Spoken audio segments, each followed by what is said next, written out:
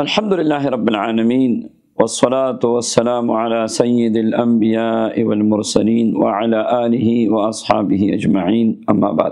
اللہ تبارک و تعالیٰ کے اسماء کی برکات اور اس کے انوارات اور فیوزات لا تحد، یعنی اس کی کوئی حد نہیں ہے، لا تعد، کوئی شمار نہیں ہے، کوئی گنتی نہیں ہے، بڑی برکات ہے۔ آج کے درس میں وہ مبارک اسم جس کے متعلق علماء اور مشائخ نے لکھا ہے، احمد علی بونی رحمۃ اللہ علیہ نے لکھا ہے کہ ان اسماء مبارکہ میں اتنی طاقت ہے کہ حضرت سیدنا عیسیٰ علیہ السلام ان اسماء مبارکہ کو پڑھ کے اللہ کے حکم سے مردوں کو زندہ کرتے تھے۔ اللہ اکبر۔ آج وہ مبارک اسماء آپ سب کے سامنے میں بیان کر رہا ہوں، آپ پڑھیے، یقین کے ساتھ پڑھیے۔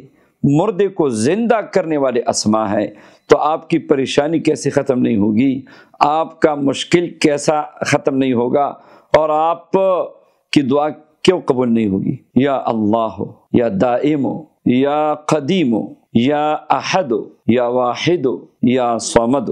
اللہ اکبر۔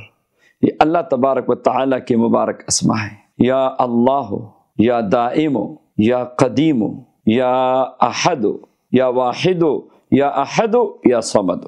یہ مبارک اسماء اس کو 40 مرتبہ پڑھ لے، 41 مرتبہ پڑھ لے، زیادہ پڑھنا چاہے 100 مرتبہ پڑھ لے، زیادہ پڑھنا چاہے اصحاب بدر کی تعداد کے مطابق پڑھ لے، 313 مرتبہ پڑھ لے، زیادہ پڑھنا چاہے 700 مرتبہ پڑھ لے۔ اول و آخر درود شریف کا اہتمام کرے، یقین کے ساتھ پڑھے، پھر دیکھیں کہ کیسے ناممکن کو ممکن بنا دیتا ہے۔ یعنی مردے کو زندہ کرنا کوئی معمولی کام تو نہیں ہے، معجزہ ہے، معجزہ۔